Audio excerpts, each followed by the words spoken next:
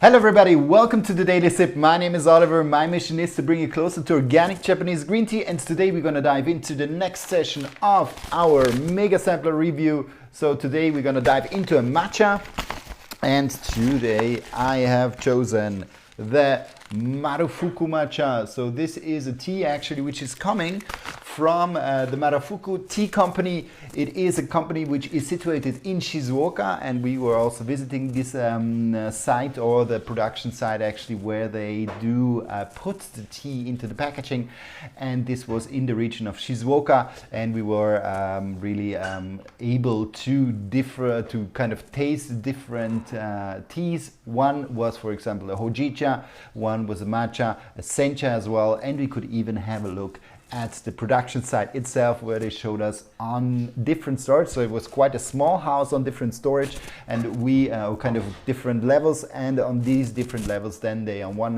level they produced the tea, on one they did the blend, and one storage or one level they stored the tea. So quite an interesting visit which we could do, and there we also found the Marufuku Matcha. This tea is actually coming from the very south of Japan, so from the region of Kirishima. So there we were able actually to taste this tea, and we have chosen this as one also of our mega sampler and of the matcha sampler.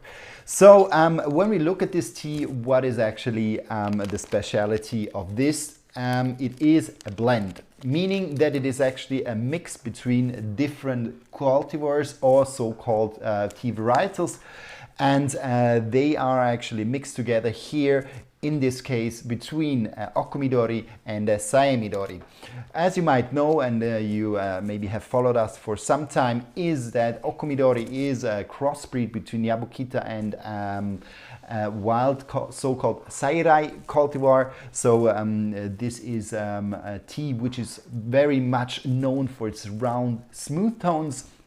And actually, on the other hand, we have a Saemidori, and the Saemidori is known for its high amount of amino acids, so high amount of theanines, bringing then more the sweetness to the tea. And I think to show you a little bit how this can be done, there we had Will, who was visiting actually the production of Fuji Matcha, and then they showed him two different cultivars. One was the Okumidori and one the Yabukita, and there he can now show you how the difference also in the visual aspect is.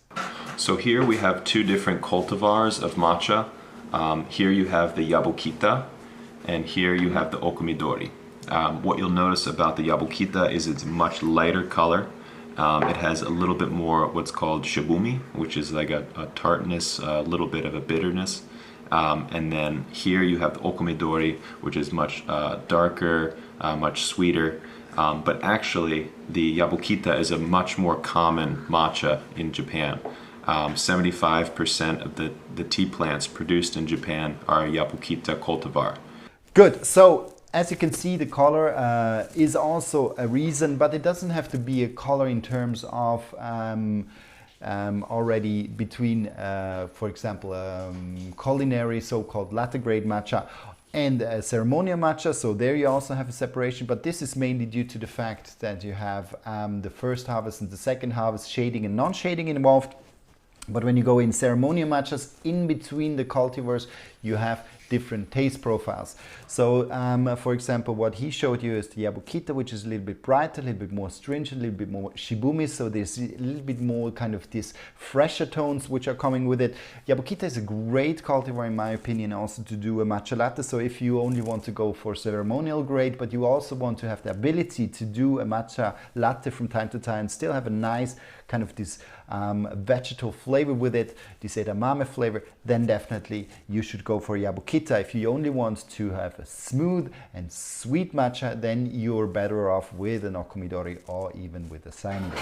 So this one here is actually a mix, so a blend, as I said before, and now we're just gonna have a look at the color. So this is a sample which is 2 grams, so I take out all of the matcha to then do it. Et voilà. So in terms of color, you can see what is actually quite impressive about, or quite interesting, I would say, about the Marufuku. It's a little bit of a brighter, a little bit of a lighter toned matcha. It is, in my opinion, sometimes when you go into the Samidori and when you go into Okumidori, you definitely have tea which is kind of super green, super intense in its color.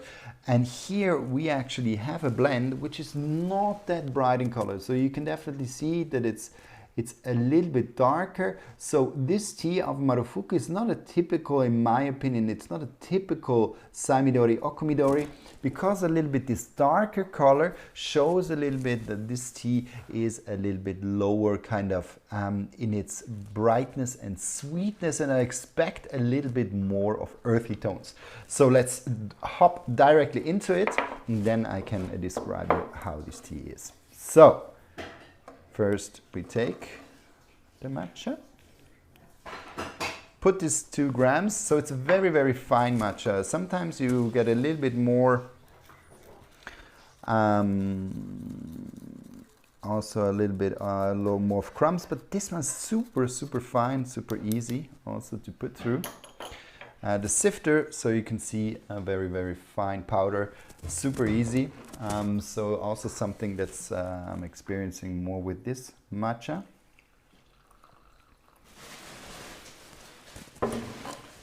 Good. So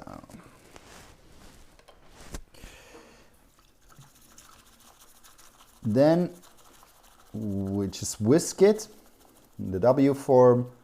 You can also take a milk frother if you're not too much into the bamboo spoon and you just want to mix it. Milk frother is great. And what you can see is actually it builds a very, very beautiful foam. So this is also typical Samidori, has a lot of theanine, so a little bit more of amino acids. So this gives these very fine small bubbles, which you can see here. So now let's take it into the glass, and you can see it is qualitatively very beautiful. As I said, here you have these small bubbles. Here 1 or 2 a little bit bigger, but in general you have smaller bubbles. Quite interesting as from the side of expectation for sweetness, but as I said, this matcha is a little bit different. So let's try it.